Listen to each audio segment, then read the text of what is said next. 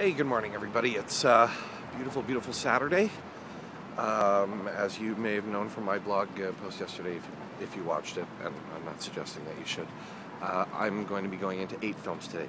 This is film number 1 coming up, so I'm just on my way over to get my coffee, and then I'm going to head to the theater.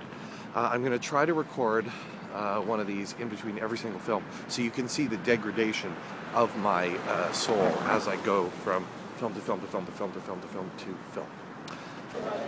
Well, I just came out of my first film. I look about the same. I think I'm alright. I'm heading downstairs, and this is my one break, so I came out of my first film. I have 7 more, but the next, I think 4 of them are all in a row, like I have no minute in between, so I'm going to try to eat something decent for the only time today, and then head back in there for 12:30 and see another movie. So breakfast break's over, I'm heading back. I had a lovely cheese on toast with some tomatoes, which I promptly spilled on my shirt, but it's an oil-colored shirt, and I don't think you can tell. Anyway, okay, so it's like 7:30 now. The original plan was that I was going to do one of these in between like 3 other movies that I've seen. So the last time I did one, I was going into this theater behind me here to go see something at 12:30. The Edge, the Russian, the trains, and the Nazis, and mostly about trains fighting symbolically for World War II. Came out of that film. Thanks. Came out of that film. I had I don't know. I had like 5 minutes to go into the next film. And then came out of the next film, which was before Viva Riva. What did I just? I don't remember what I saw. Anyway, came out of the next film. I'll talk about it later. It was Marimbas from Hell. I had 0 minutes. I basically came out of it and then had to leave immediately to go to Viva Riva. Came out of Viva Riva and had negative 5 minutes to go see my next film. So now I'm out of that one. I've been in this theater for I don't know, 8 hours without stopping, and I'm finally done with all that, and now I'm heading to Scotiabank to see another movie. So I'm going to do one of these in a few minutes. Oh, that's better. So I thought, totally impromptu, I would do another one of these about an aspect of Tiff. Not my favorite aspect, but the aspect of Tiff that is inevitable, and not a major disappointment. This is I'm not mad or anything. I'm just a little more peeved, as you may be aware. I was going for an 8-film day, which I've only done one other time, and on rare occasions when I do this festival, because I do so much of it, I wind up getting screwed. So nobody's fault, but I did wind up getting screwed. So here's what happened. I'm going to show you. I have a ticket in my hand and a coffee too, but the ticket's for a film at 8 p.m. And then I have another film at 9:45 called Julia's Eyes. The one at 8 is Dobie Got Mumbai Diaries, which is with Amir Khan, perhaps the largest, biggest star in the world. I worked really hard to get that film into my schedule. I fit it in today. Apparently due to some kind of mishap at the Roy Thompson Hall for a gala screening that has nothing to do with Dobie Got. The gala screening for this other film, Little White Lies, was moved right over here to the Paramount. When it was moved, because the Roy Thompson Hall holds approximately double the number of people that any of the screens here hold, the premiere was pushed onto 2 screens at the last minute, and that necessitated a delay of another film to accommodate it, and that film, of course, was my film. Got over here, ran upstairs, and the usual coterie of line people and ticket takers and people trying to hand out ballots to me that I never take are just kind of not there. And I'm thinking, oh, they changed the room? I go running looking for someone, and I'm told, no, we've delayed it, as I've detailed why. So now I have a dilemma, the dilemma being, I can't see both of these. I assume that the one I'm going to see is going to be Dobie Got, It also gives me a chance to do a little recap, but I just want to say, like, I am disappointed. I'm not mad, but I am disappointed that I didn't get to do 8. A lot of people out there in the Twitterverse, they were counting on me to do 8, and I didn't get to do it.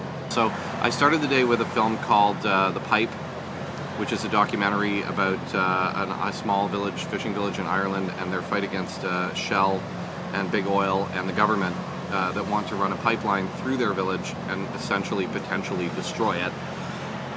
It's a bit like The Cove without the secret ninja special effects, and that's actually, I wanted them to whip out crazy weapons and, you know, take those guys down. 12:30 I went to see a film called The Edge, which was a Russian, little slightly post-World War II drama about the people that were put into camps following World War II by Stalin, and it's mostly about trains, and is in fact sponsored by the Russian Railway Federation or something, so it's like it's really about trains.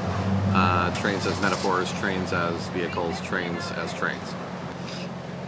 And then I went to, with no time in between, I went to see Marimbas from Hell, which is a rather lax, if somewhat appealing film of which is using that style of taking real people who have real situations and having them reenact those situations in their own clothes for you, the audience, with some sort of dramatic shape put on them, about a guy who's had his family kidnapped and then ultimately taken away from him, and then but plays the marimbas and tries to earn money by playing the marimbas with a bunch of heavy metal guys.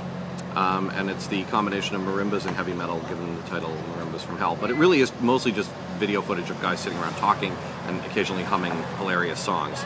There's nothing wrong with that. It was a lot of fun. I would say it's not quite a movie, but it was a lot of fun.